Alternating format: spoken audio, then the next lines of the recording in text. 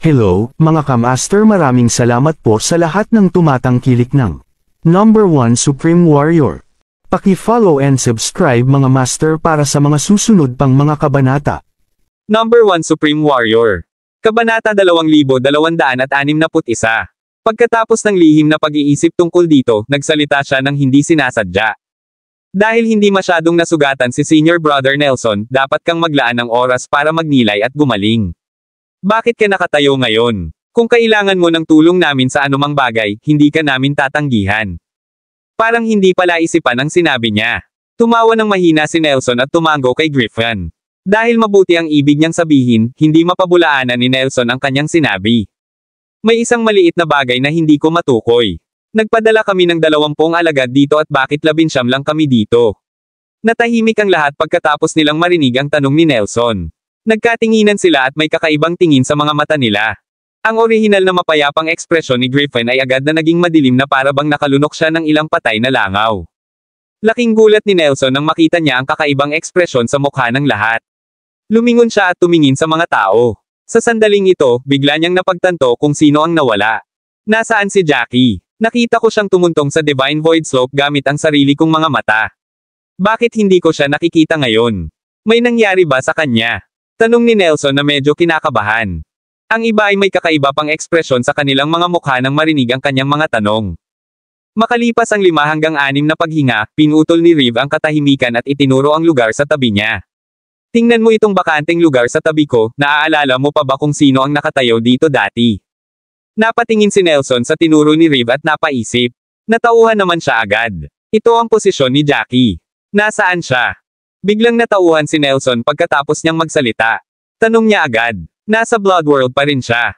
Hindi niya napansin ang paos at panginginig ng boses nito habang nagsasalita. Marahan na bumantong hininga si Reeve at tumango.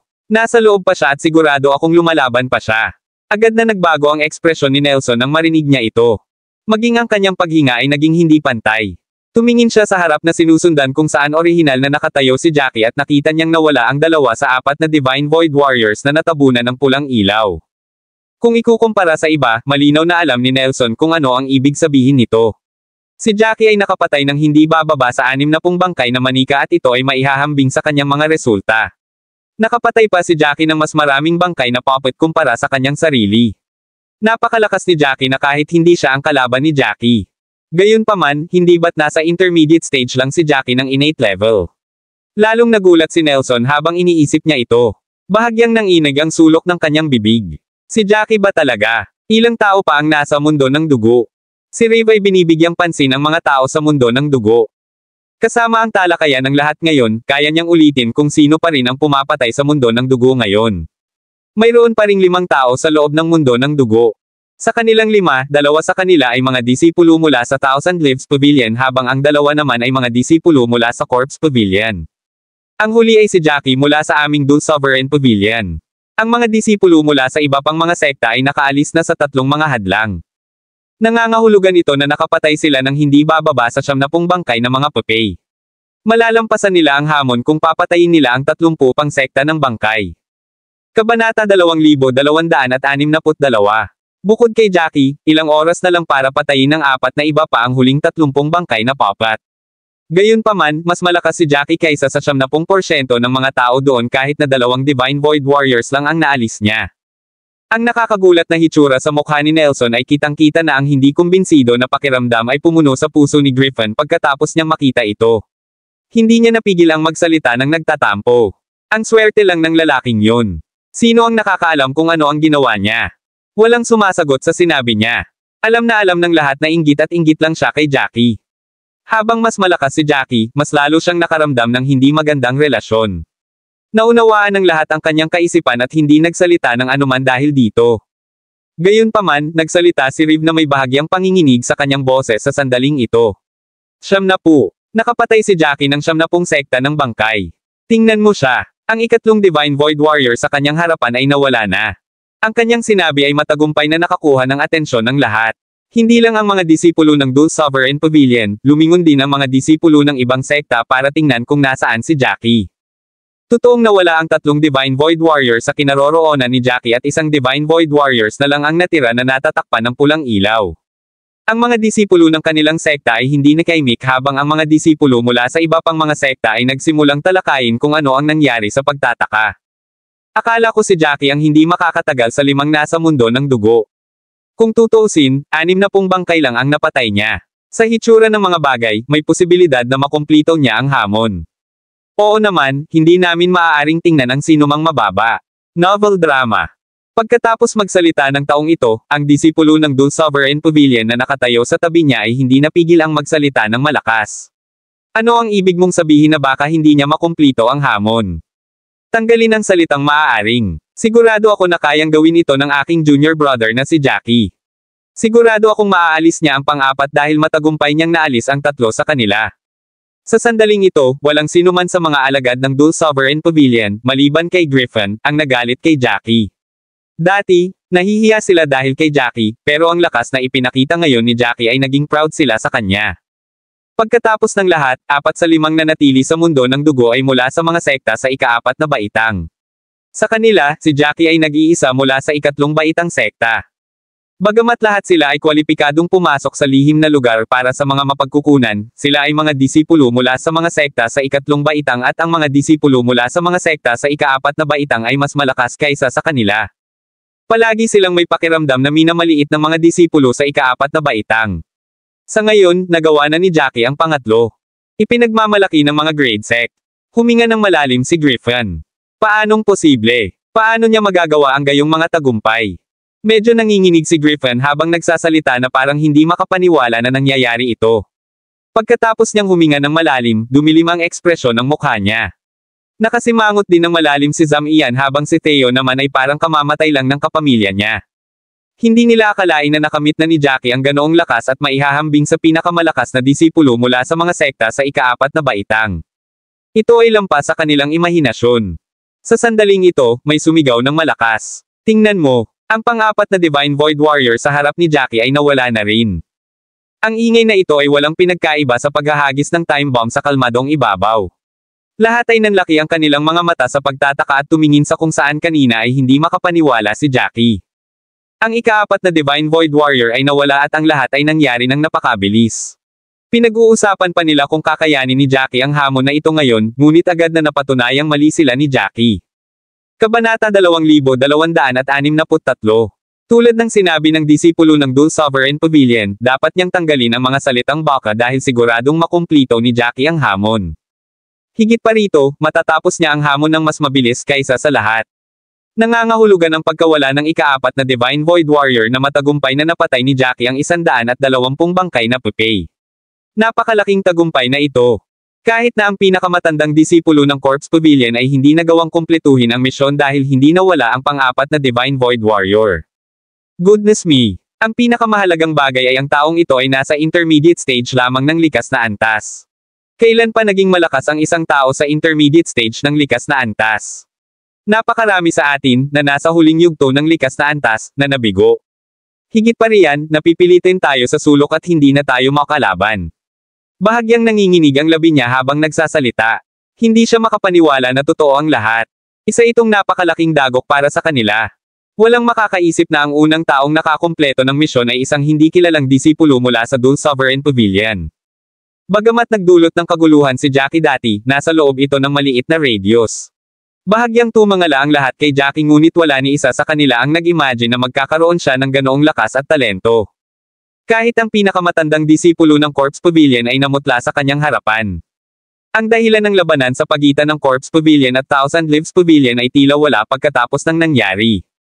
Sa mundo ng dugo kung saan naroon si Jackie, mayroon siyang itim na espada sa kanyang kamay at parang isang hindi matatalo na pine tree na nakatayo sa mundong ito na puno ng dugo.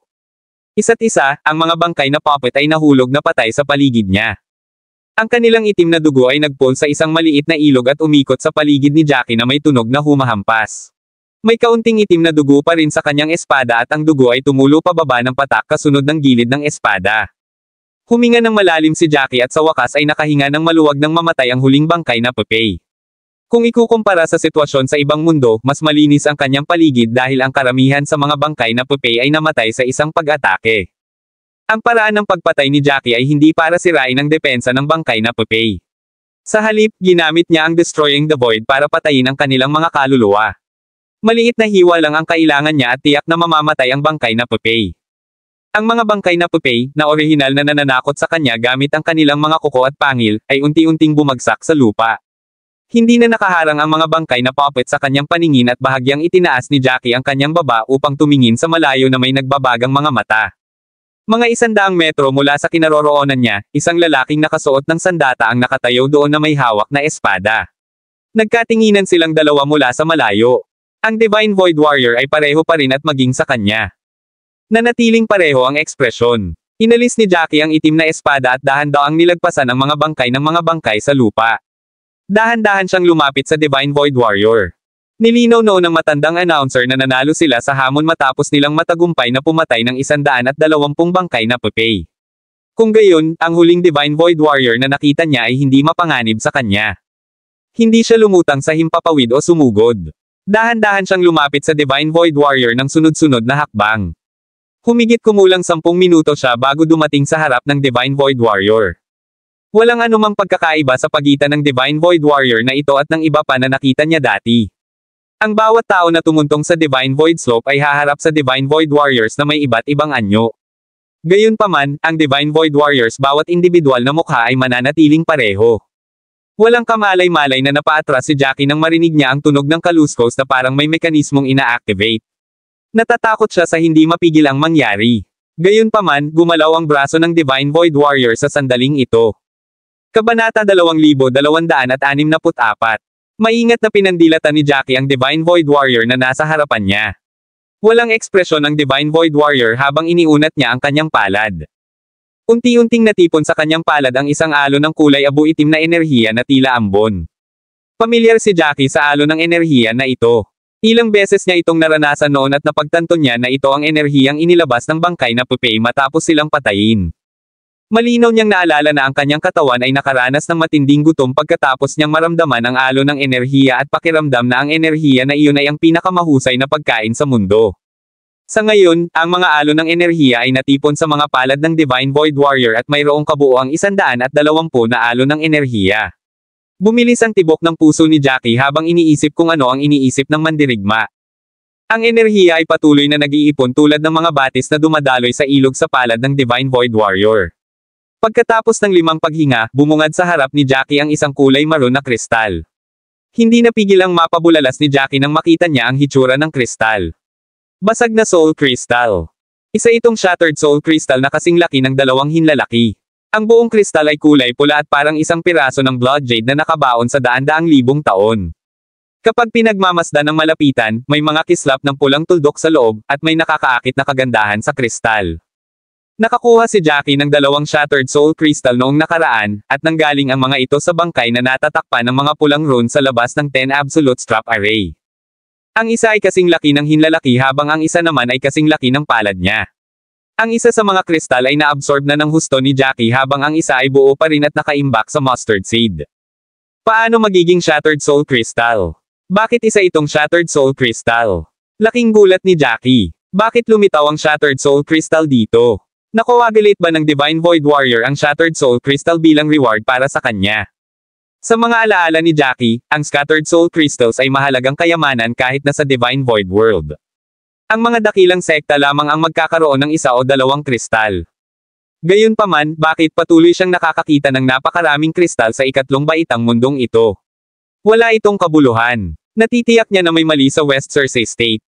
Matagal na panahon na ang nakalipas, tiyak na nangyari ang isang napakalaking bagay sa West Cersei State at tiyak na nauugnay ito sa Divine Void World. Huminga ng malalim si Jackie nang lumitaw ang lahat ng uri ng pagpapalagay sa kanyang isipan. Ano man ang kanyang ipinapalagay, hindi niya magawa ang tamang desisyon dahil wala siyang sapat na impormasyon. Ang parehong eksena ay lumitaw sa lahat ng 5 independenteng mundo ng dugo. Ang iba pang 5 tao ay natapos din ang kanilang hamon sa loob ng kinakailangang oras at dumating sa harap ng kani-kanilang Divine Void Warriors. Gayunpaman, hindi sila pareho ng pananaw ni Jackie at nakatitig lang sila sa mga kristal. Alam nila na ito ay talagang isang mahalagang kayamanan ngunit wala silang ideya kung ano talaga ito at ang function nito. Kahit na ang lalaking nakamaskara ay nasa Spring Solidifying Realm na, ang kanyang kaalaman ay limitado pa rin. Pagkatapos ng lahat, ang mundong kinaroroonan nila ay nasa ikatlong baitang lamang ng mundo at hindi maihahambing sa Divine Void World. Higit pa rito, ang mga alaala ni Jackie ay nagmula sa pinakamalakas na masters ng Divine Void World habang ang lalaking nakamaskara ay tanging ang pinakamatandang alagad ng isang sekta sa ikaapat na baitang sa West Cersei State na matatagpuan sa kontinente ng Hestia. Lahat sila ay tumingin sa Divine Void Warriors na nag-uunat ng kanilang mga kamay sa harap nila ng may pagtataka. Iniunat pa ng disipulo ng Corpse Pavilion na si Lennon Wax ang kanyang daliri para hawakan ang kakaibang kristal. Kabanata 2265. Sa sandaling ito, biglang narinig ang isang crack na nagmumula sa Scattered Soul Crystal, at nagsimulang lumitaw ang mga bitek sa mga kristal. Ang mga bitek ay lumaki ng walang katulad na bilis at hindi nagtagal ay natakpan ang buong kristal. Ang mga kristal ay tila masisira anumang oras at ang mahalagang enerhiya na nakaimbak sa loob ay muling ilalabas. Parehong ang lalaking nakamaskara at ang tugon ni Lennon ay upang ilagay ang kanilang mga bantay sa isip. Napaatras sila ng 2 hakbang at muli nilang hinigpitin ang pagkakahawak sa kanilang mga sandata upang makapag-react sa anumang biglaang pagbabago. Para sa kanila, ang mga kristal ay tila gagantimpalaan sa mga nakalampas sa Divine Void Slope. Gayunpaman, ito ang kanilang palagay at wala sa kanila ang sigurado. Kung ikukumpara sa mga natakot na disipulo mula sa Corpse Pavilion, medyo composed ang mga reaksyon ni Graham at Benjamin. Bagamat tinititigan din nila ang mga kalat-kalat na kristal na kaluluwa habang sila ay unti-unting nagbitak, mapagbantay, hindi sila nagtago mula rito. Si Jackie lang ang tumingin sa kalat-kalat na soul crystal sa panghihinayang at pagkabalisa. Matapos ang nakakalat na soul crystals ay pumutok, ang enerhiya ay agad na ilalabas. Kung nabigo siyang makuha ang kapangyarihan, ang mahalaga at dalisay na enerhiya ng espiritu ay ganap na masasayang. Ito ay talagang isang malaking kawalan para kay Jackie at hindi siya nang ahas na mag-aksaya ng anumang oras. Bago tuluyang magkapira-piraso ang Scattered Soul Crystal, umupo siya nang nakakross ang mga tuhod para pakalmayan ang sarili at maging handa sa pagsipsip ng enerhiya anumang oras. Kasunod ng huling tunog ng crack, ang Scattered Soul Crystal ay ganap na nasira. Isang malaking dagat ng espiritong enerhiya ang bumuhos kay Jackie nang walang hadlang. Napakunot ang noo ni Jackie na agad niyang hinigop ang enerhiya sa sarili niyang katawan. Gumagawa siya ng mga spelling gamit ang kanyang mga kamay at ang mga alon ng itim na liwanag ay dumaloy sa paligid ng kanyang mga daliri. Mabilis niyang na-activate ang Destroying the Void at nagsimulang bumuo ng mga Soul Sword nang hindi humawak. Sila pabalik. Upang mabuo ang mga Soul Sword, kailangan niya ng suporta ng isang malakas na aura. Sayang ang hindi nabuo ang mga Soul Sword pagkatapos na masipsip ang napakaraming purong espiritong enerhiya. Si Jackie ay hindi nangangailangan ng anumang pagtuturo mula sa mga guro o gumugol ng anumang oras upang dahan-daang maunawaan kung paano magsanay ng mga kasanayan sa militar. Dahil sa walang pag-iimbot na sakripisyo ng dating dakilang master, ang pag-unawa at pagsasanay ni Jackie tungo sa Destroying the Void ay nakamit na ang isang walang kapantay na antas. Ang kailangan niya ay ang suporta ng malakas na enerhiya ng espiritu upang makabuo ng higit pang mga espada ng kaluluwa. Ngayong naabsorb na niya ang napakaraming purong espiritong enerhiya mula sa Scattered Soul Crystals, nabuo niya ang mga Soul Sword ng may kahangahangang bilis. 31. 32. Dahan daw ang binilang ni Jackie ang bawat Soul Sword na nabuo niya. Ang Scattered Soul Crystal na ito ay doble ang laki ng naabsorb niya dati. Pakiramdam niya ay lalabas na ang kanyang mga ugat habang sinisipsip niya ang napakalaking kapangyarihan ng espiritu. Gayunpaman, mas malakas si Jackie kaysa dati. Sa panahong ito, hindi lamang niya ni-replay kung paano i-activate ang Destroying the Void sa kanyang puso ng ilang daang beses, ngunit nagawa rin niyang bumuo ng 15 Soul Swords. Sa napakaraming karanasan, wala siyang hinarap na mga hadlang at ilang beses na mas mabilis kapag bumubuo ng mga espada ng kaluluwa. Unti-unting lumipas ang oras at sa mahabang panahon ng pagbuo ng mga Soul Sword, hindi naramdaman ni Jackie kung gaano nakatagal ang lumipas. Ubo. Matapos masipsip ang huling bakas ng purong espiritong enerhiya, hindi napigilan ni Jackie na umubo ng isang subo ng dugo. Nabahira ng pulang dugo ang kanyang damit habang namumutla ang kanyang kutis. Gayunpaman, hindi niya nagawang pigilan ang kanyang kaligayahan. Matapos niyang makuha ang purong espiritong kapangyarihan mula sa Scattered Soul Crystal, nagawa niyang bumuo ng isa pang 20 Soul Sword.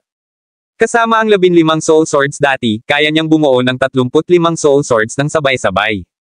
Kabanata 2266. Hindi akalain ni Jackie na mangyayari ito. Naisip niya noong una na ito ay isang normal na paraan lamang ng pagtaas ng kanyang husay sa pakikipaglaban at hindi niya akalain na makakakuha siya ng ganoong mga benepisyo. Gayunpaman, ang kanyang katawan ay nabigla habang siya ay sumisipsip ng isang malaking halaga ng purong espiritong kapangyarihan. Dahil dito, namutla siya at nagsuka ng dugo dahil sa ilang internal injuries. Para kay Jackie, gayunpaman, ito ay wala dahil ito ay hindi maihahambing sa kanyang nakuha. Isang disipulo ng Thousand Leaves Pavilion ang diretsyong nakatingin sa Divine Void Slope at mahinang nagkomento, bakit hindi pa sila lumabas? Inilipat ba sila sa ibang mundo pagkatapos nilang maipasa ang pagsubok? Dahil na-eliminate na tayo, hindi ba natin napagmamasdan kung paano sila dumaan sa mga paparating na pagsubok? Nakumpleto ng lahat ng 5 disipulo sa mundo ng dugo ang kanilang misyon, at lahat ng 4 na Divine Void Warrior sa harap nila ay nawala. Nangangahulugan ito na lahat sila ay nakapasa sa pagsusulit. Gayunpaman, walang mga paggalaw sa kung saan sila orihinal na nakatayo sa Divine Void Slope, na labis na ikanalito ng lahat. Pagkatapos ng lahat ng naalis ay ililipat pabalik sa Divine Void Slope mula sa mundo ng dugo, ngunit ang lahat ay nalito at nagsimulang gumawa ng mga pagpapalagay kapag ang mga nakakumpleto ng mga gawain ay hindi nakabalik. Matapos makapasa sa pagsusulit ang natitirang 5, nagbago din ang Divine Void Slope. Ang lahat ng Divine Void Warriors na inilagay sa harap ng mga naghamon ay nawala, at ang eksena ay nanambalik ang hindi nakaharang na tanawin. Pagkaraan ng ilang oras, ang mga tao doon ay nakarinig ng kung ano, na parang may malakas na hangin na dumaan sa mga puno, na sinundan ng ilang mga muffled na kalabog. Lahat ng 5 challenger na nakapasa sa pagsubok ay sa wakas ay bumalik sa kanilang orihinal na lugar. Hindi sila ibinalik ngunit inihagi sa himpapawid, at ang mga humahamon ay hindi makapag-react sa oras dahil sa kung gaano sila kabilis itinapon palabas. Kaya, silang 5 ay bumagsak sa lupa sa sobrang nakakahiyang kalagayan. Sa kabutihang palad, sila ay mga martial artist, at ang mga maliliit na sugat ay wala sa kanila. Ipinatong ng lalaking nakamaskara ang 2 kamay sa lupa at nagawang tumayo. Tinapik niya ang alikabok sa kanyang katawan ng walang imik at hindi niya maiwasang tumangala kung saan siya nahulog. Napakalakas ng panganay nating kuya. Nalampasan niya ang hamon ng walang anumang kahirapan. Ang grupo ng mga Panginoon ay walang kapantay sa ating nakatatandang kapatid. Ang mga kayamanan sa Divine Void Slope na ito ay para kunin ng aming panganay na nakatatandang kapatid.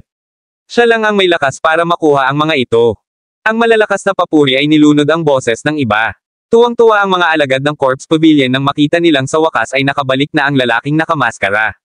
Hindi sila tumigil sa pag-uusap at patuloy na umaawit ng papuri sa lalaking nakamaskara. Sanay na ang lalaking nakamaskara sa ganito pagkaraan ng maraming taon. Siya ay palaging ang nangungunang disipulo sa kanyang sekta, at walang makakapantay sa kanya. Dahil laging nakapaligid sa kanya ang gayong mga papuri, wala itong epekto sa kanya. Huminga siya ng mahina at hindi pinansin ang mga papuri habang malamig na nagtanong. Ilang tao ang nanalo sa hamon. Naalala niya ang sinabi ng announcer, na parang luma na. Makakaharap nila ang 9 na Divine Void Warrior sa kabuuan, at may 4 na naghihintay sa kanya nang maalis niya ang 4 sa hamon na ito. Gusto niyang malaman kung sino pa ang nakikipagkumpetensya para sa mga kayamanang kasama niya sa sandaling ito. Agad namang sumagot si Zam Ian sa pambobola, 5 sa inyo ang nakapasa sa hamon. Natigilan siya at walang balak na ituloy ang usapan. Huminga ng mahina ang lalaking nakamaskara pagkatapos niyang marinig ito. 5 sila, ngunit ang iba ay maaaring hindi makatagal ng mas matagal. Kung tutuusin, ang kasalukuyang hamon ay napakahirap, pabayaan ang mga kailangan nilang harapin mamaya. Tinataya niya na wala pang 10% ng mga natitira ang makakapagpatuloy kapag narinig niya ang mga alituntunin sa mundo ng dugo. Tama ang kanyang palagay, at ang bilang ng mga taong nagtagumpay ay mas mababa sa kanyang inaasahan. Isa ba sa kanila si Graham Elliott? Kabanata 2267. Tanong ng lalaking nakamaskara sa halos hindi marinig na boses, at mabilis na tumango si Zam Ian. Nalampasan nina Benjamin Gale at Graham Elliott mula sa Thousand Leaves Pavilion ang hamon. Si Graham ay mas malakas at mas maikling oras kumpara kay Benjamin. Lumingon ang lalaking nakamaskara sa kinaroroonan ni Benjamin at napansin niyang medyo namumutla siya.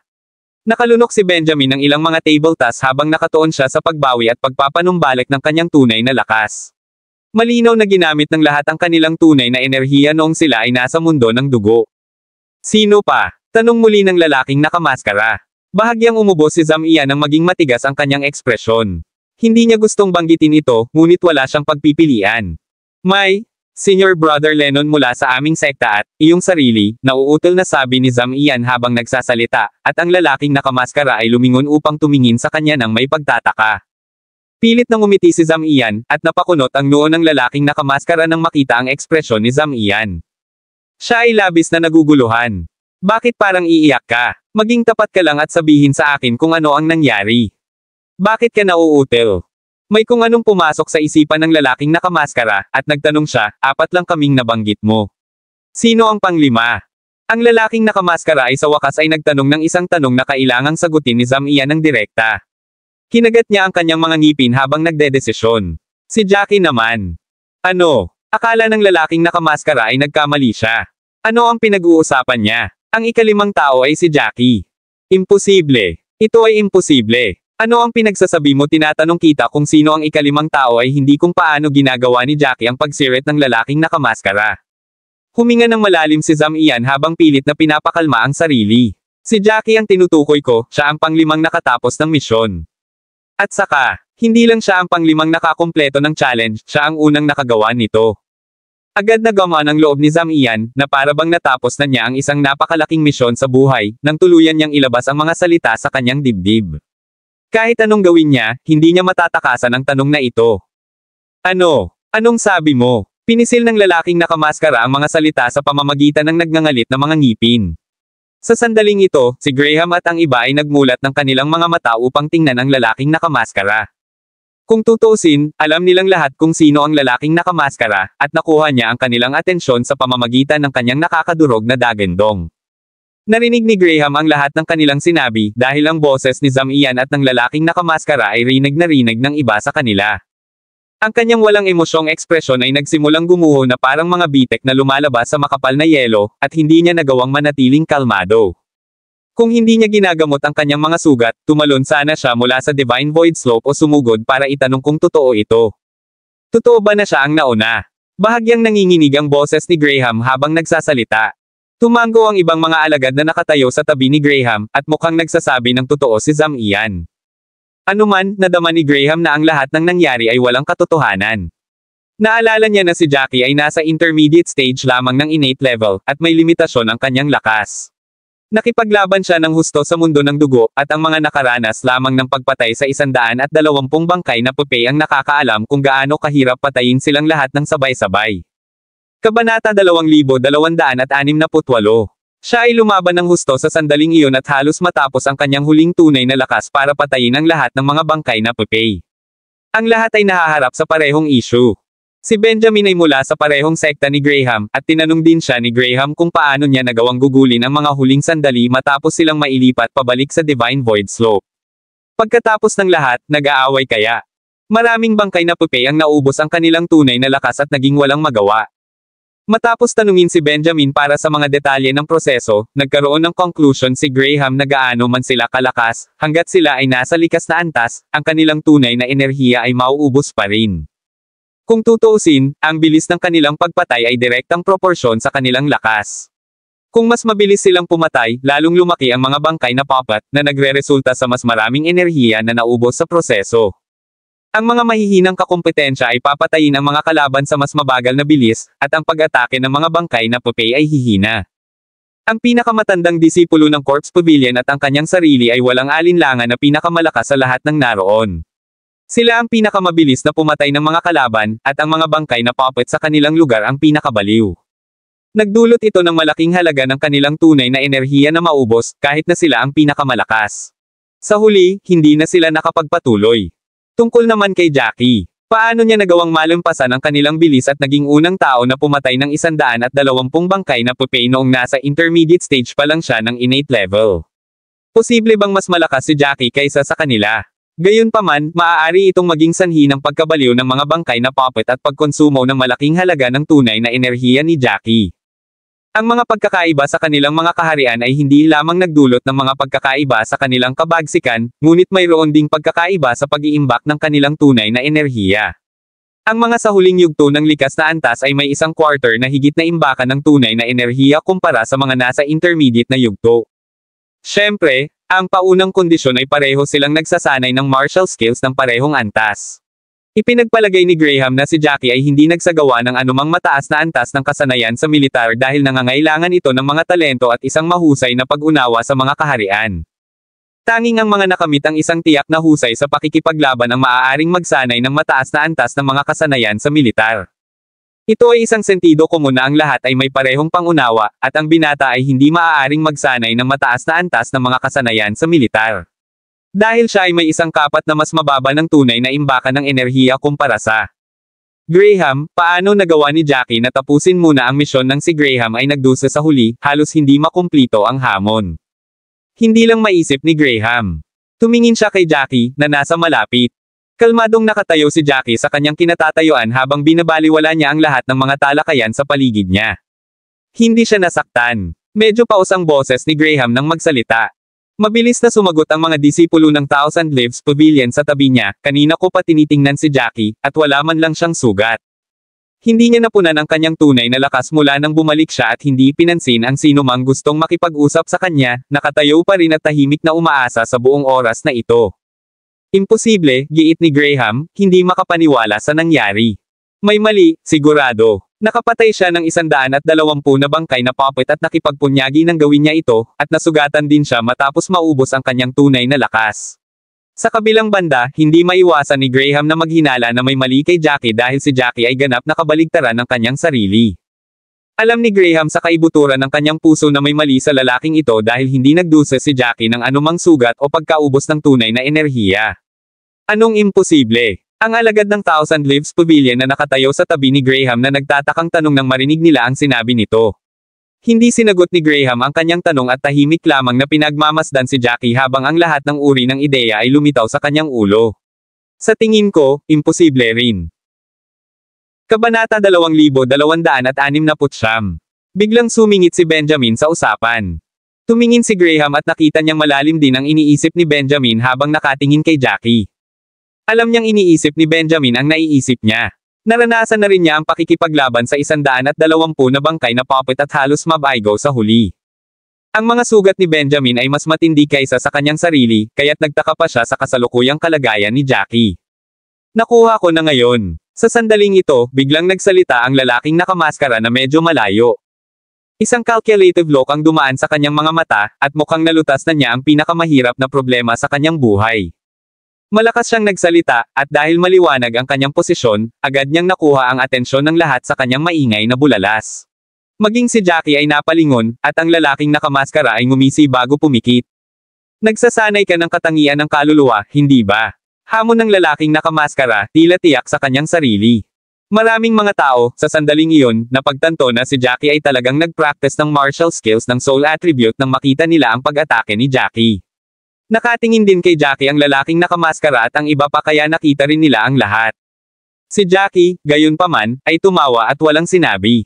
Hindi niya pinansin ang lalaking nakamaskara at gusto niyang makita kung ano ang sasabihin ng lalaking nakamaskara. Huminga ng malalim ang lalaking nakamaskara.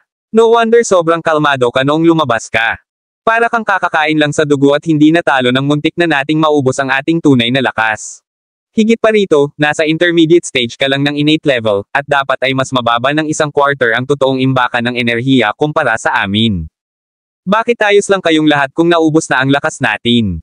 Agad namang sumang-ayon ang iba sa sinabi ng lalaking nakamaskara. Pagkalabas nilang 5, natural silang naging focus ng lahat doon. Kung ikukumpara sa kung gaano pagod, at nasugatan ang iba pang 4, si Jackie ay tila nasa pink na kalusugan, at hindi nila maramdaman ang anumang pagbabago mula sa kanya. Pakiramdam ko ang 5 taong ito ay hindi lumipat sa iisang lugar at iba ang ginagawa. Lahat ay nagtsismisan pa at nagteorya kung bakit sila nasa dalawang magkaibang estado. Ang lalaking nakamaskara ay tumalikod at humarap kay Jackie habang nagsasalita, ang mga bangkay na puppet ay may hindi kapani-paniwalang antas ng depensa, at kailangan naming gumastos ng malaking halaga ng enerhiya upang patayin o hindi sila makaya. Kinailangan naming mag-execute ng malalakas na martial skills para sirain ang depensa ng mga bangkay na puppet, pero hindi mo kailangang gawin iyon. Huminto dito ang lalaking nakamaskara nang sumilay ang madilim na tingin sa kanyang mukha. May bakas ng selos ang sumilay sa kanyang mga mata, walang alinlangang naiinggit sa swerte ni Jackie. Pagkatapos ay idinagdag niya, nagsasanay ka ng martial skills ng soul attribute. Ang kahinaan ng mga bangkay na puppet ay nangyayari na ang kanilang kaluluwa, at kailangan mo lamang sirain ang panlabas na puppet ng bangkay at hayaan ang iyong pag-atake na tumago sa kanila. Madali mong mapatay ang mga kaluluwa ng mga bangkay na puppet. Ang lalaking nakamaskara ay isang master na dating nasa solidifying soul level at pinakamalakas sa mga disipulo ng Corpse Pavilion. Bago na pagtanto ng iba kung ano ang nangyayari, nahanap na niya ang mahalagang punto ng isyo at alam niya kung bakit napaka-relax ni Jackie. Hindi maiwasang isipin ni Jackie ang lalaking nakamaskara dahil ang sitwasyon ay katulad ng sinabi ng lalaking nakamaskara. Siya ay ganap na hindi naabala dahil ang martial skill na ginawa niya ay nangyari upang sugpuin ang mga bangkay na poplat. Kaya naman, nagawa niyang patayin ang lahat ng 120 bangkay na manika ng walang labis na lakas. Madaling maintindihan ang paliwanag ng lalaking nakamaskara, at mabilis na naintindihan ng lahat ang sinabi niya. This time, napuno na naman ng chatters of discussion ang paligid nila. No wonder this guy was unhinged when he came out. Nag-cutting corner na pala siya. Napakaswerte niya. Ang iba ay pumatay ng 120 bangkay na mga pupe sa sobrang kahirapan, habang kailangan lang niyang basagin ang kanilang balat upang madali silang patayin. Kabanata 2270. Tama, sinuwerte siya. Kung si Jackie ay hindi nagsasanay ng martial skills ng soul attribute, sigurado ako na siya ay nabigo sa misyon at natanggal. Hindi siya kwalipikadong umabant kasama ang 4 pa. Tama na yan. Ang swerte lang ng lalaking ito. Paano siya makakaasenso kung hindi nangyari ang kanyang kakayahan para sugpuin ang mga bangkay na puppet? Maraming mga tao ang hindi kumbinsido, tinitingnan si Jackie na parang siya ay isang tao lamang na tumama sa jackpot. Hinangaan nila ang ibang mga amo na nagtagumpay sa kanilang tunay na kapangyarihan, ngunit hinamak nila at hindi kumbinsido kay Jackie. Bakit siya sumulong kasama ang 4 na Panginoon? Pinakamahalaga, ang taong ito ay nasa intermediate stage lamang ng likas na antas. Bakit siya nagtagumpay kapag sila, isang grupo ng mga tao sa huling yugto ng likas na antas, ay nabigong umunlad pa? Nakaramdam ng kakilakilabot si Griffin na para bang nakakain siya ng mga kilo ng dumi. Bago magpaliwanag ang lalaking nakamaskara, ang pag-iisip na mas malakas si Jackie kaysa sa kanya ay nagpahirap sa kanya. Gayunpaman, mas sumama ang pakiramdam niya matapos niyang marinig ang paliwanag. Kung tutuusin, nagawa ni Jackie na umabant dahil maswerte siya, at hindi dahil mas malakas siya kay Griffin. Ano man ang mangyari, ituring si Jackie bilang isang mahalagang talento na susanayin ng sekta sa kanyang kasalukuyang mga resulta. Sino ang nakakaalam kung gaano karaming mga mapagkukunan ang kanilang itatapon sa kanya? Lalong sumama ang pakiramdam ni Griffin nang maisip niya ito. Huwag mong pansinin ang sinasabi nila. Nagseselos lang sila, komento ni Reeve habang nakatingin kay Jackie. Humalaklak si Jackie. Sa totoo lang, hindi niya binigyang pansin ang pinag-uusapan ng mga tao sa paligid niya. Hindi mahalaga kung pinuri nila siya, naiingit, pinapayuhan, o may sinabing masama tungkol sa kanya. Pagkatapos ng lahat, ang katangian ng kaluluwa ay hindi isang bagay na maaaring sanayin ng lahat, pabayaan ang makamit ang kanyang kasalukuyang tagumpay. Lumingon siya at sinulyapan si Reeve. Ayos lang. Marahang napabuntong hininga si Reeve. Simula nang pumasok sila sa secret place for resources, hindi na tumitigil ang iba't ibang paksang bumabalot kay Jackie. Palagi niyang nagagawang maging sentro ng bawat pag-uusap. Kung ganoon, huwag kang masyadong magparamdam sa iyong sarili. Pinigil na naman ng boses ng lalaking nakamaskara ang talakayan sa paligid nila na dumaloy sa tenga ni Jackie.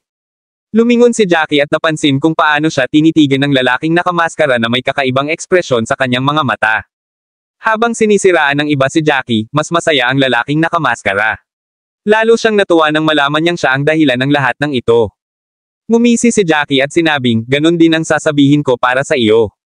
Natigilan ang lalaking nakamaskara. Noon pa man ay nagawa ni Jackie na sorpresahin ang mga tao, at bigla na lang, inulit ni Jackie ang parehong bagay sa kanya.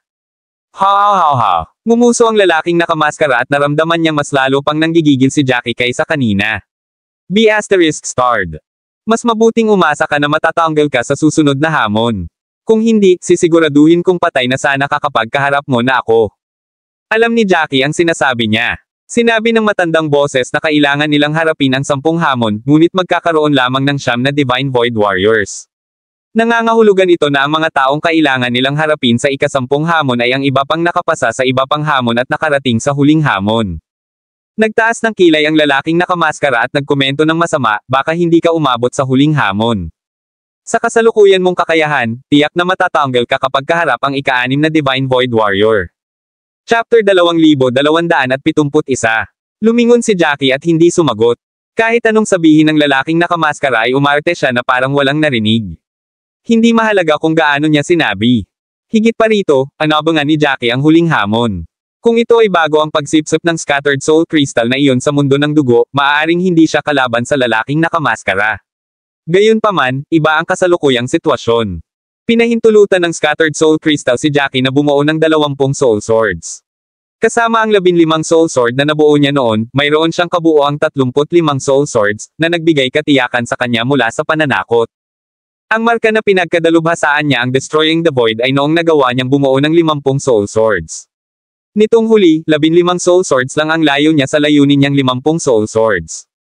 Kapag nagawa niyang bumuo ng 50 Soul Swords, walang sino man sa likas na antas ang magiging kalaban niya. Pagkatapos ng lahat, ang Destroying the Void ay hindi bababa sa ako sa Ultimate God level, at walang sino man sa likas na antas, bukod kay Jackie, ang maaaring magsanay ng martial skills ng Ultimate God level. Ito ang pinakamalaking kalamangan ni Jackie. Kabuuan ng 5 tao ang nakapasa sa hamon. Muling nagsalita ang matandang boses at agad na pinatahimik ang mga nalilibyugan pa rin sa mga Saturday at Chismis. Ang mga nagtagumpay ay patuloy na umakyat sa Divine Void Slope. Sa pagkakataong ito, papayagan kang umakyat ng 180 metro at makarating bago ang ika-6 na Divine Void Warrior. Napatingin ang lahat sa 5 challengers nang matapos ang announcement. Sa sandaling ito, halos gumaling na si Graham at ang iba pa. Walang inaksayang oras silang 5 at agad na umakyat. Sa 180 katao doon, 5 lang sa kanila ang kwalipikado sa sandaling ito. Ang iba ay tumingin sa huling 5 nagpapatuloy sa kanilang pag-akyat habang ang lungkot, inggit, at paninibugho ay dumaan sa kanilang mga mata. Hindi napigilan ni Reeve na umiyak, ito ay talagang malupit. Akala ko kaya kung harapin ang ika-8 Divine Void Warrior kahit anong mangyari, pero hindi ko akalain na mabibigo akong matalo man lang ang ika-3 mandirigma.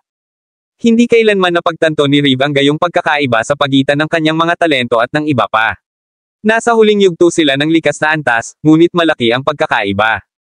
Nai-imagine pa niya kung paano siya mapapatay ng pinakamatandang disipulo ng Corpse Pavilion sa isang pag-atake. Hindi lang si Reeve ang nakakaramdam ng ganito dahil marami rin sa mga nandoon ang naramdaman din. Nakaramdam sila ng kakilakilabot, ngunit wala silang magagawa. Kalmadong naglakad si Jackie habang umaakyat patungo sa 180 meter point, sunod-sunod na hakbang. Nakatayo na doon ang isang napakatangkad na Divine Void Warrior, nakatitig sa kanya nang walang pakialam na parabang si Jackie ang pinakamaliit na langgam sa mundo. Pakiramdam niya ay mawawala siya kasabay ng isang kaway ng kamay ng mandirigma. Nakakatakot ang titigan ng ganoon, pero nasanay na si Jackie. Ang Divine Void Slope ay natatakpan pa rin ng isang layer ng manipis na ambon, at walang sino man ang nakakakita ng malinaw kung saan ginawa ang slope. Ang 5 sa kanila ay inilagay sa 5 magkakaibang posisyon at may isang tiyak na distansya sa isa't isa. Bukod kay Jackie ay nagkatinginan sila. Sa wakas, nakarating sila sa 180 meter position makalipas ang 15 minuto. Sa wakas, ang mga tumalikod upang tumingin sa likuran mula sa posisyong ito ay tila nakikita na nila ang lahat sa isang sulyap. Ang mga magkakapatid na angkan na naalis ay tumingin sa itaas na parang maliliit na daga. Sa pag-activate ng mekanismo, naririnig ang mga tunog ng mga crank, nagsimulang gumalaw ang Divine Void Warrior. Hawak pa rin ng mandirigma ang kanyang sandata, ngunit itinaas niya ang kanyang paa at handang lumipat sa isang tabi, na ikanalito ng 5. Kung tutuusin, hindi magsisimulang umatake ang Divine Void Warriors na nakaharap nila noon bago sila maghanda. Hindi naiwasang maglakad ng ilang hakbang paatras ang 5. Binaliwala ng Divine Void Warriors ang lahat ng 5 tao at sabay-sabay silang lumipat sa kaliwa upang lumayo sa kanilang mga naunang posisyon. Habang nagtataka silang 5 kung ano ang gustong gawin ng mga mandirigma, nakakita sila ng pula. Liwanag na kumikislap sa kanila sa susunod na segundo. Isa pang Divine Void Warrior ang lumitaw sa posisyon kung saan ang unang Divine Void Warrior ay lumayo. Kabanata 2272. Hindi lamang lumitaw ang isang Divine Void Warrior sa harapan nila, ngunit ang parehong Divine Void Warrior ay lumitaw sa kanilang kaliwa pagkatapos ng parehong pulang ilaw na dumaan sa kanila. Kabutihan, 3 Divine Void Warriors. Anong nangyayari? Bago pa man magsalita ang 5 sa kanila, nag-uunahan na ang mga nakatayo sa ilalim ng Dallas Days. Totoo nga, ang mga hamon ay lalong naging mahirap, at ngayong 3 Divine Void Warriors ang sabay-sabay na lumitaw, ang bawat isa sa kanila ay dapat bang lumaban sa 3 mandirigma ng mag-isa.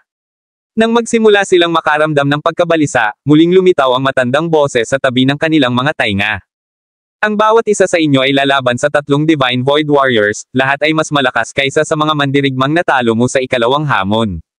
Gayunpaman, ang mga mandirigmang ito ay gumagamit din ng parehong martial skill, Dream Soul Swordsmanship.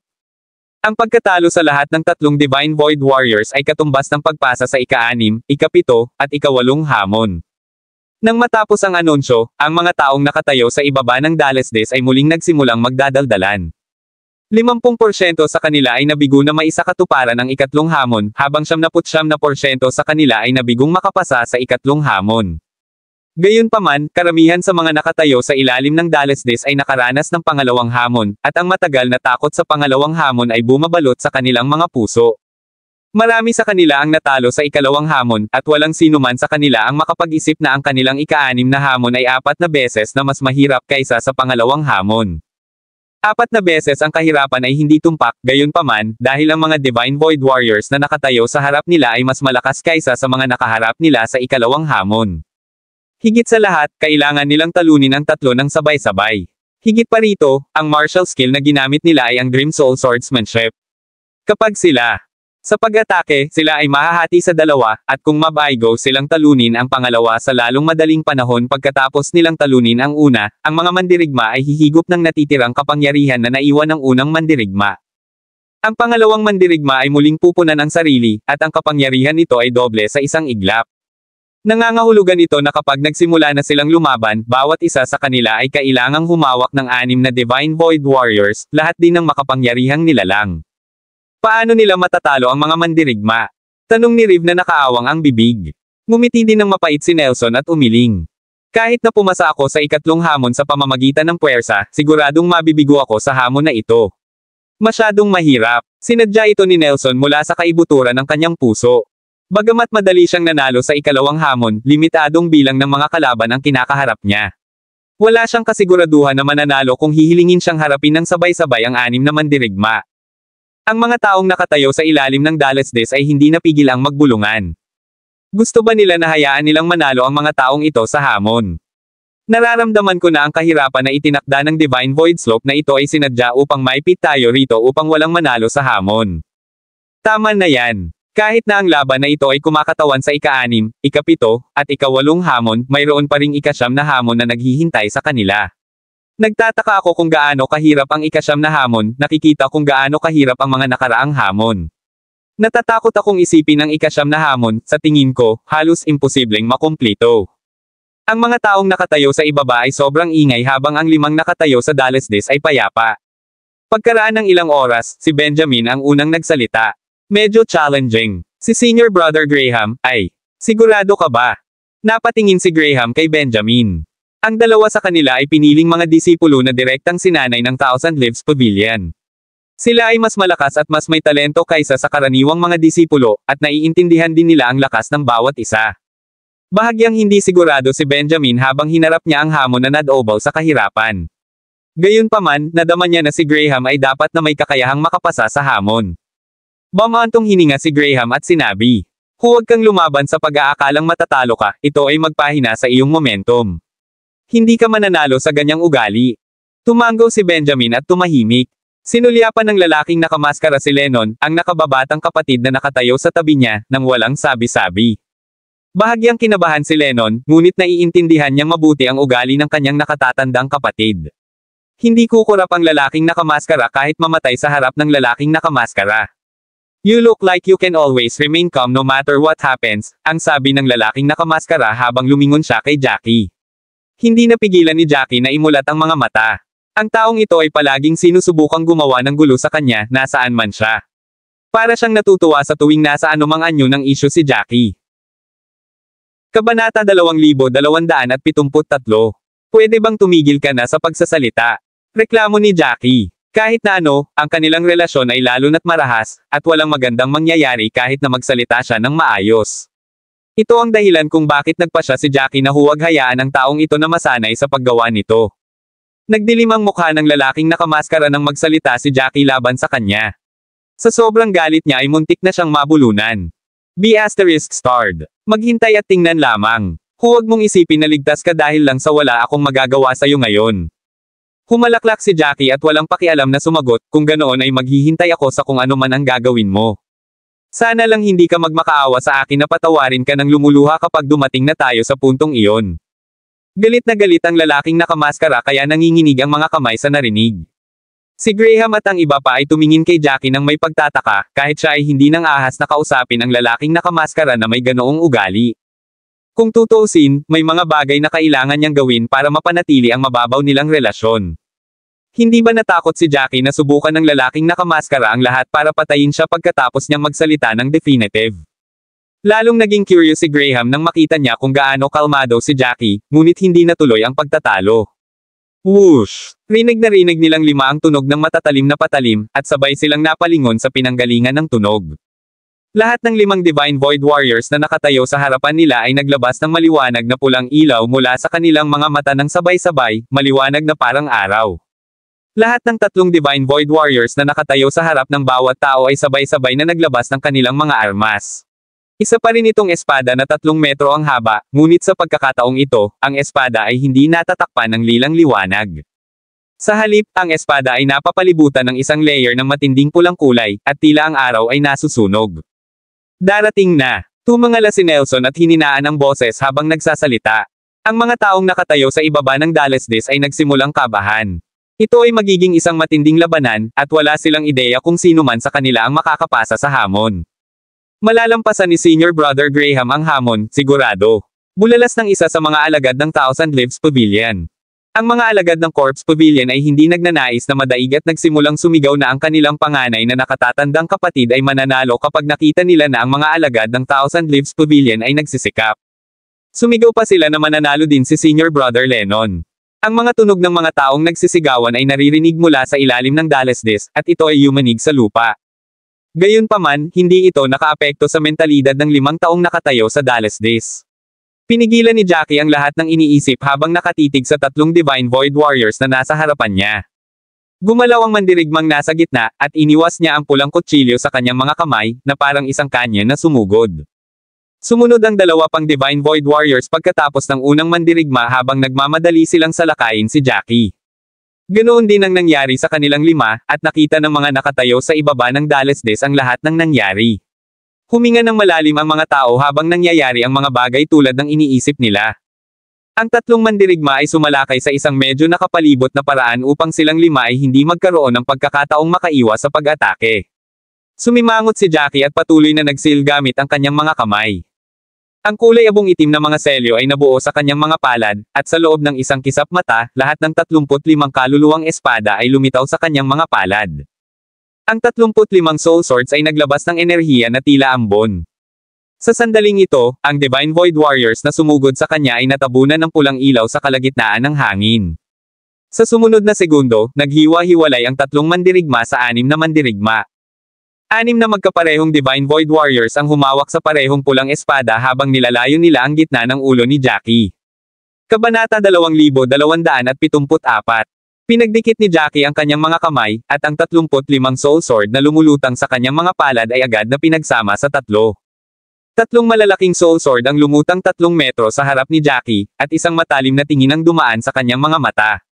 Binanggit ng matandang announcer na ang Divine Void Warriors ay mas malakas kaysa sa mga mandirigma na kanyang hinarap sa ikalawang hamon.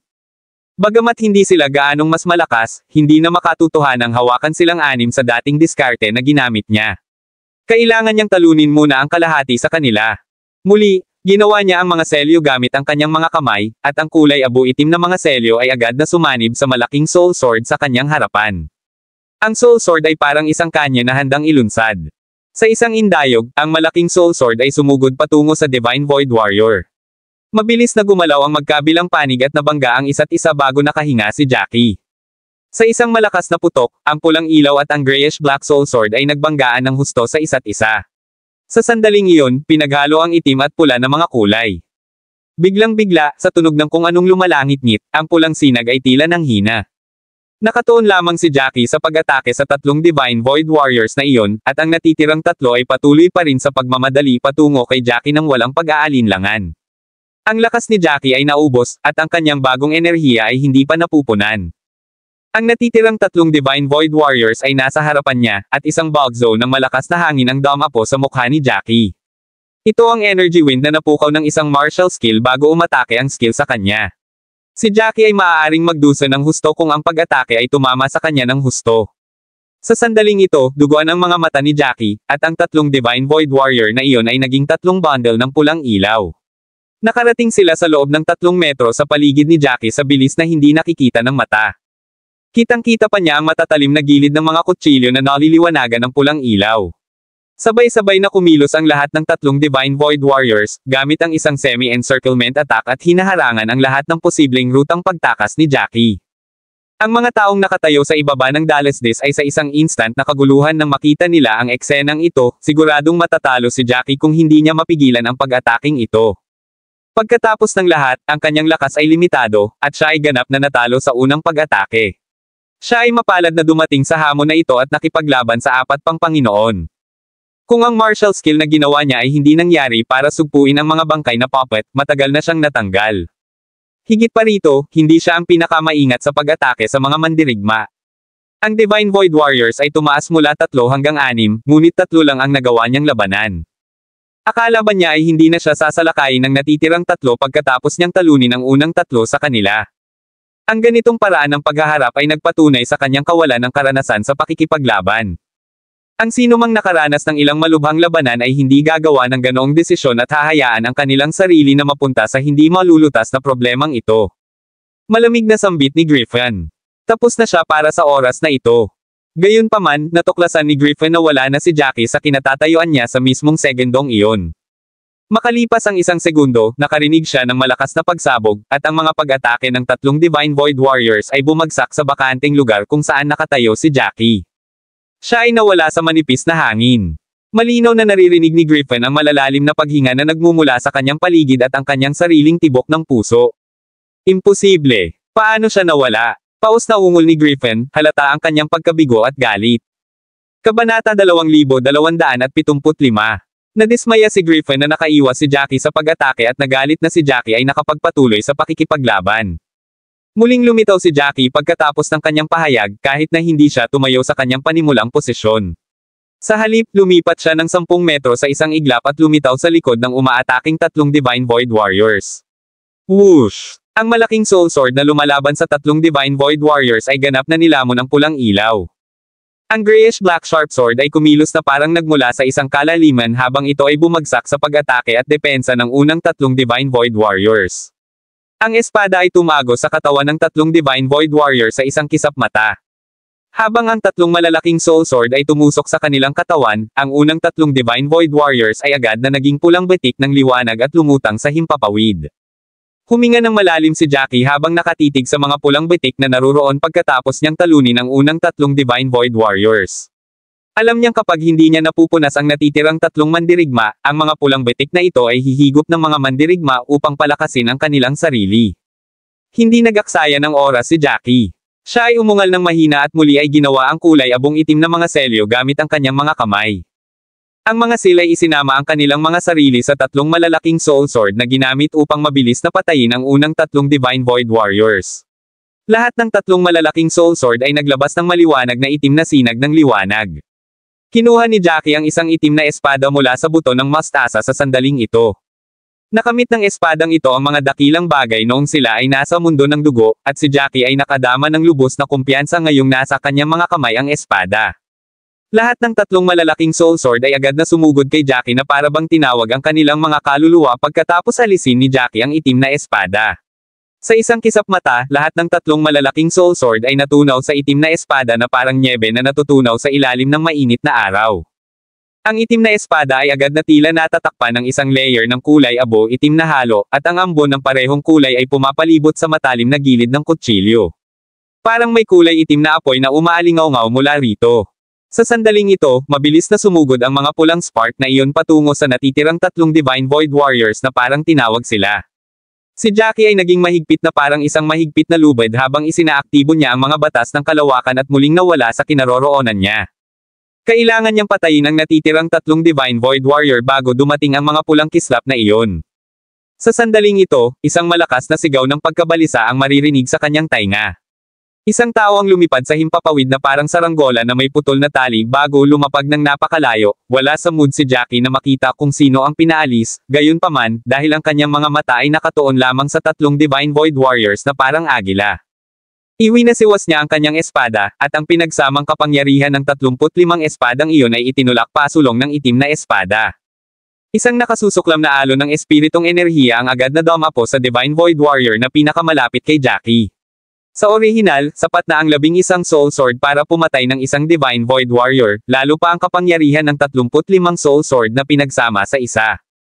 Swoosh! Ang momentum ng itim na espada ay hindi humina matapos nitong hiwain ang pulang espada. Sa isang kisap mata, hiniwa ng itim na espada ang Divine Void Warrior sa dalawa. Ang mandirigma ay agad na sumabog sa mga butik ng pulang ilaw. Matapos patayin ang isa, nagngangalit si Jackie habang inatake niya ang pangalawang Divine Void Warrior, na sabay tulan patungo sa kanya. Maririnig ang tunog ng mga sandata na nagsasalpukan sa isa't isa habang nagsasalpukan ang pula at itim na espada. Agad na sumabog ang isang hindi mapigil na alon ng enerhiya, at binasag ni Jackie ang pulang kutsilyo. Mabilis na umatras ang Divine Void Warrior, ngunit hindi binalak ni Jackie na bigyan siya ng anumang pagkakataong umatras at umatake muli. Muli siyang sumugod na parang gutom na agila na 10 araw na hindi kumakain ng karne. Kabanata 2276. Gamit ang isa pang sword, ang pangalawang Divine Warrior ay ganap na nawasak sa mga spot ng pulang ilaw. Sa isang iglap, isang Divine Warrior na lang ang naiwan sa tabi ni Jackie. Sa pagkakataong ito, hindi sapat ang bilis ni Jackie. Na-absorb na ng Divine Warrior na iyon ang mga red spot mula sa Divine Warriors na namatay kanina. Ang lakas ng Divine Warrior ay biglang tumaas ng husto, novel drama. Inalis ni Jackie ang kanyang Divine Senses sa paligid habang nagsimula siyang gumawa ng mga pagtatantya. Ang Divine Warrior na nauna sa kanya ay lumakas ng humigit kumulang 1/4. Matapos ang kanyang mga pag-atake, muling inilagay ng ikatlong Divine Warrior si Jackie sa defensive. Sa pagkakataong ito, kalmado na si Jackie gaya ng dati. Ang espasyo sa ilalim ng kanyang mga paa ay nagsimulang pumikit muli habang siya ay umatras ng 5 metro pabalik, at ito ay nagbigay sa kanya ng sapat na oras upang makahinga. Habang huminga siya ng malalim, sinimulan niyang gamitin muli ang Destroying the Void. Nang sumugod sa kanya ang ikatlong Divine Warrior, itinaas niya ang kanyang espada para umatake muli. Pagkatapos ng 5 paghinga, isang tunog ang umalangaw-ngaw, at ang huling Divine Warrior ay nawala sa ilalim ng itim na talon ni Jackie. Ang iba ay hindi pa tapos sa kanilang mga laban, at ang pagbabago-bago ng enerhiya mula sa kanilang sariling mga laban ay naging banayad na simoy ng hangin pagkatapos na humina ng spatial na pader. Humampis ang hangin sa katawan ni Jackie. At ang kanyang buhok ay lumipad sa bug zone ng hangin. Hawak ng kanyang kanang kamay ang talon habang siya ay nakatayong parang punong hindi mahuhulog sa loob ng 10,000 taon. Nakatayo siya sa harapan, at lahat ng Divine Warriors ay patay na. Wala na siyang mga hadlang sa harap niya, at maaari siyang magpatuloy sa pag-akyat. Sa pagkakataong ito, darating siya mismo sa 823 meter range, kung saan naroon ang huling Divine Warrior. Pagkatapos na dumaan sa mga balakid na binalak ng huling Divine Warrior, mararating niya ang rurok ng Divine Void Slope at haharapin ang huling labanan. Siyempre, iyon ay nakasalalay sa iba na makakarating sa huling yugto tulad ng ginawa niya. Nanalo siya. Siya talaga, nanalo. Pinatay niya ang 3 Divine Warriors. Nakanganga ang mga nasa 274 na meter mark sa nakita. Hindi na sapat ang pagkabigla para ilarawan ang kanilang naramdaman sa sandaling iyon. Tanging ang napakalaking lakas ni Jackie ang nagbigay daan sa kanya upang magpatuloy sa pag-akyat. Akala nila ay hindi karapat-dapat si Jackie at hindi magtatagal ang kanyang swerte, gayunpaman, ang bawat paghuhusga na kanilang ibibigay ay tila bumabalik sa kanila na parang isang marahas na sampal sa kanilang mga mukha. Kagalingan. Swerte. Talaga bang nalampasan niya ang ikatlong yugto sa sobrang swerte? Paano naman ang 4 na hindi pa nanalo? Paano naman sila? Hindi na alam ng mga taong iyon ang sasabihin.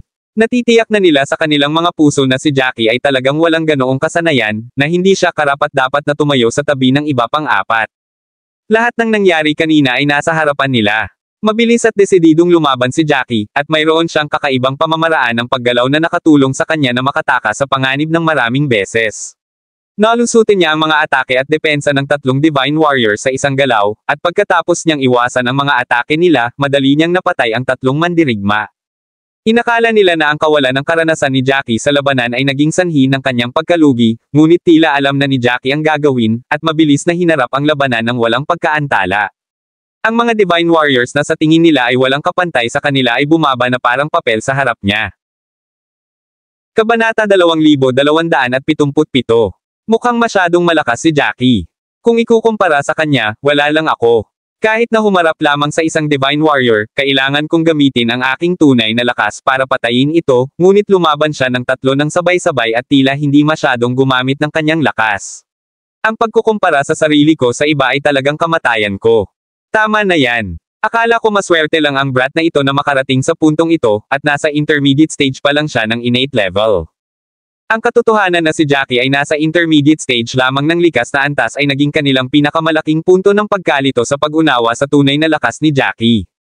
Pagkatapos ng lahat, lahat sila ay nasa huling yugto na, kaya't ang mga nasa intermediate na yugto ay dapat na mas mahina kaysa sa kanila. Nakakagulat, ganap na binago ni Jackie ang pananaw ng lahat. Hindi na sila nang ahas na tingnan ng sino man sa antas na iyon. Napanganga sina Griffin at Theo dito. Lahat ng tinalikuran nila bilang swerte kanina ay naging masakit na mga spot. Si Jackie ay mas malakas kaysa sino man sa kanila. Kung sila ang nasa posisyon ni Jackie, malamang ay nakahinga lang sila ng ilang beses bago sila napalibutan at napatay ng mga Divine Warriors. Walang pangalawang pagpipilian.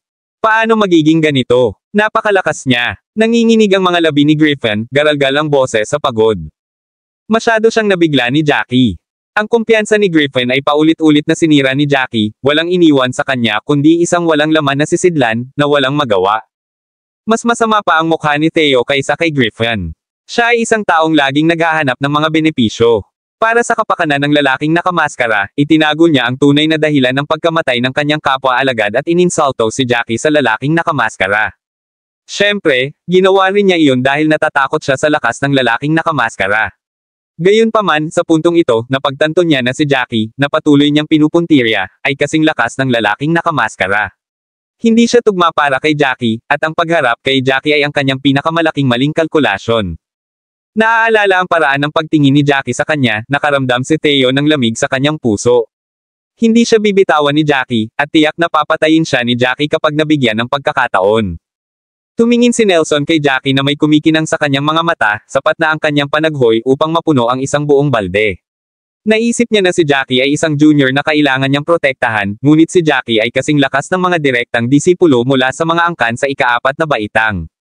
Hindi katakataka na hindi pinansin ni Jackie si Griffin sa simula at naging napakasungit. Siya ay may mga kasanayan at kaya niyang magsalita. Ang mga mula sa Dul Sovereign Pavilion ay may pinakakomplikadong damdamin tungkol dito. Maliban kay Jackie mismo, wala ni isa sa 20 disipulo mula sa sekta ang nag-isip na makakarating si Jackie sa yugtong iyon at magiging napakalakas. Bulong ni Reeve sa sarili, if I recall. Hindi ba siya nagsimulang mag-aral sa ilalim ng matanda? Siya ay kahit isang panlabas na disipulo noon. Hindi alam ng iba ang paglaki ni Jackie, ngunit alam ng mga disipulo ng Dul Sovereign Pavilion. Si Jackie ay naging isang hamak na panlabas na alagad noon pa man, kahit na siya ay nagkarerango ng desente sa kanila. Malinaw nilang naalala ang pang-11 elder na pumili ng isang disipulo noon, at kung gaano katindi ang naging reaksyon ng piliin ng 11th elder si Jackie. Lahat sila ay nagsabi na si Jackie ay hindi karapat-dapat. Pagiging nasa ilalim ng isang matanda at na ang matanda ay dapat pumili ng isang panloob na alagad. Sa puntong ito, mukhang biro ang kanilang mga opinyon noon. Kahit na ang unang pwesto sa mga napiling disipulo ay malamang na hindi makatayo laban kay Jackie. Higit pa rito, si Jackie ay nasa intermediate stage lamang ng innate level. Fiend. Inilabas ni Nelson ang nararamdaman sa kanyang puso. Sa 549 na meter mark, tumalikod si Jackie at tiningnan ang malubhang na sugatan na si Lennon. Ang figurang pinadala kanina ay si Lennon, na naalis na, at naka-cross-legged. Si Lennon ang unang natanggal ay pasok sa inaasahan ni Jackie, dahil siya ang pinakamahina sa kanilang 5. Maging si Benjamin ay bahagyang mas malakas. Kabanata 2278. Tila naramdaman ni Lennon ang titig ni Jackie. Biglang tumangala si Lennon, at nang makita niya si Jackie na kalmadong nakatingin sa kanya, parang ilang beses na siyang sinampal sa mukha ni Lennon. Nais niyang sabihin ang isang bagay upang protektahan ang kanyang dignidad, ngunit walang salita ang lumabas sa kanyang bibig. Ang tanging magagawa niya ay pigilin ang pag-aapoy sa kanyang sikmura, pagdurusa ng walang anumang maisasagot.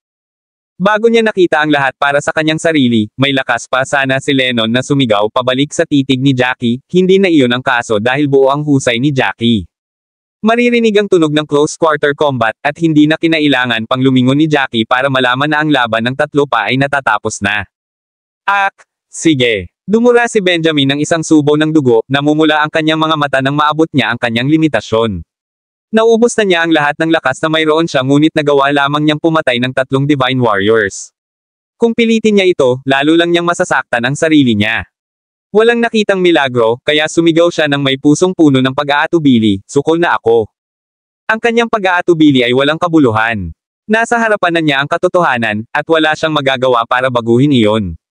Nang isigaw ni Benjamin ang mga salitang iyon, tumigil ang pulang espada na nakatutok kay Benjamin, at bumagsak ang matingkad na pulang ilaw sa katawan ni Benjamin. Natapos ang labanan, at naalis si Benjamin. Napabuntong hininga si Jackie, hindi man lang tumitingin sa nangyayari sa paligid niya. Pinabilis niya ang kanyang bilis habang nakatutok ang kanyang mga mata sa 823 metro na lugar, pataas ng hakbang.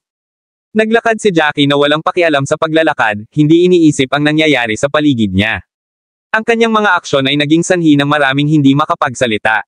Inakala ng lahat na hihintayin ni Jackie na matapos ang mga laban ng iba bago ibalik ang mga insultong ibinato sa kanya ng ilang beses.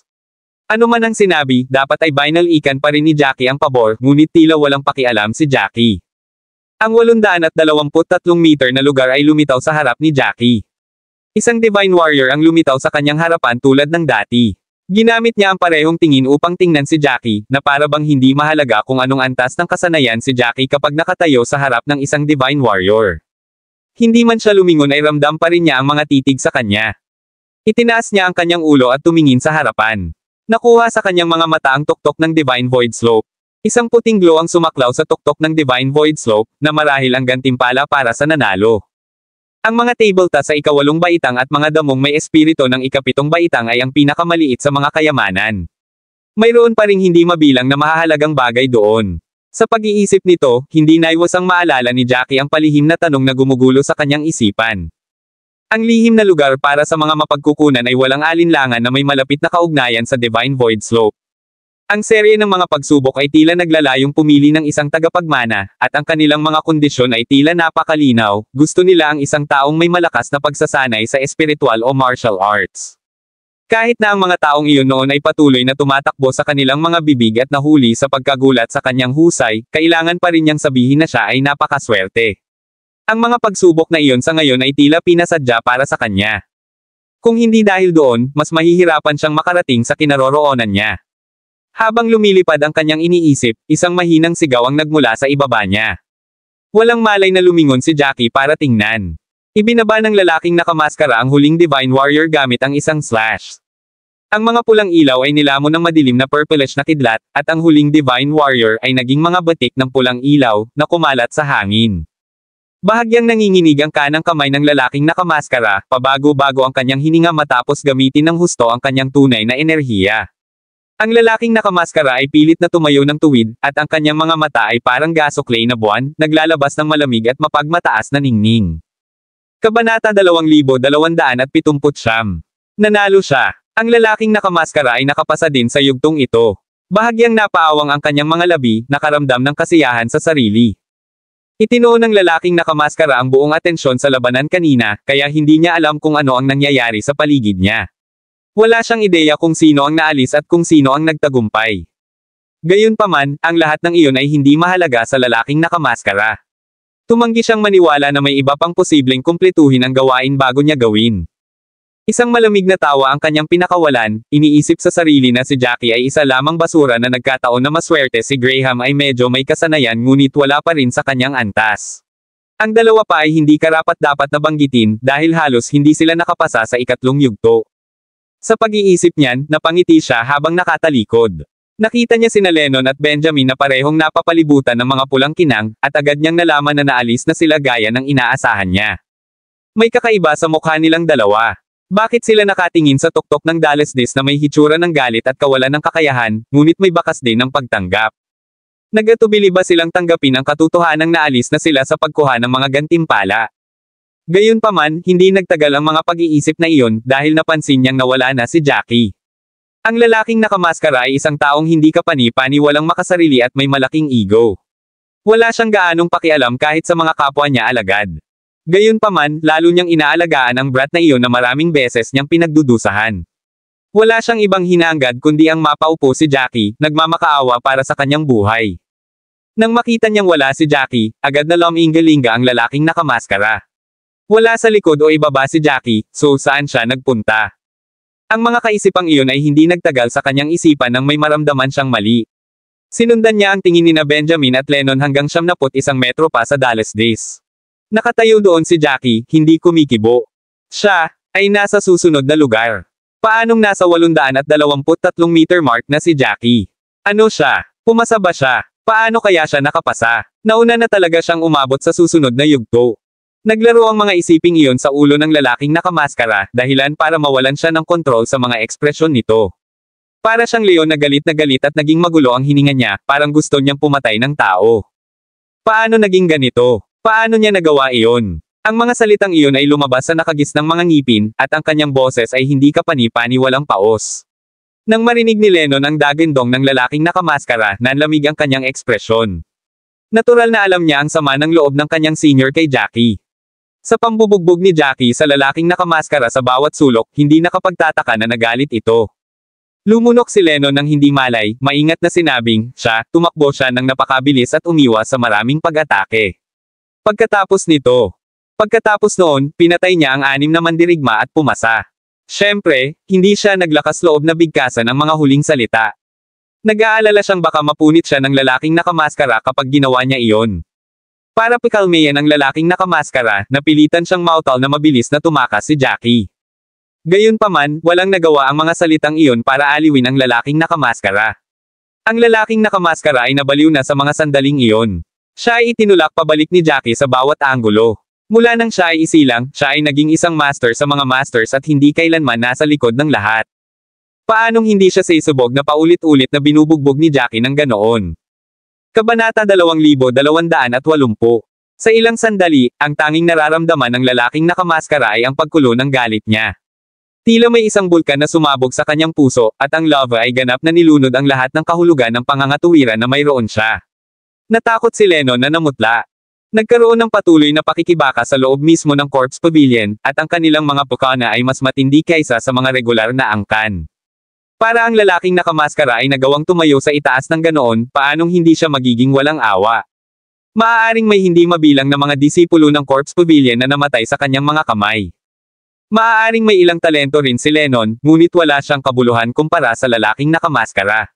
Malinaw na naalala niya na ang lalaking nakamaskara ay nakapasok na sa Spring Solidifying Realm. Gayunpaman, upang magtungo sa Hidden Place for Resources, kailangan niyang pigilan ang kanyang level.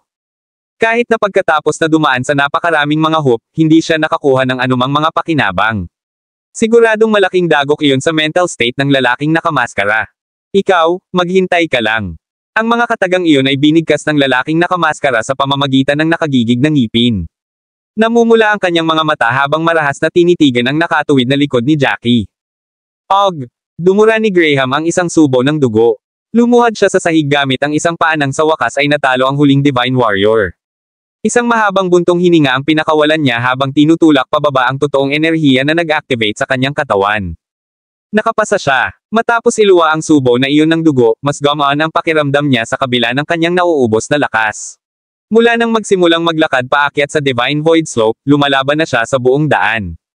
Kahit na siya ay nakaupo at nagpapahinga paminsan-minsan, siya ay nasa isang pagod na estado. Isa itong matinding labanan, at ramdam ni Graham ang pagkulo ng kanyang dugo. Siya ay nagkaroon ng ilang panloob na pinsala ngunit maaari pa ring itago ang mga ito.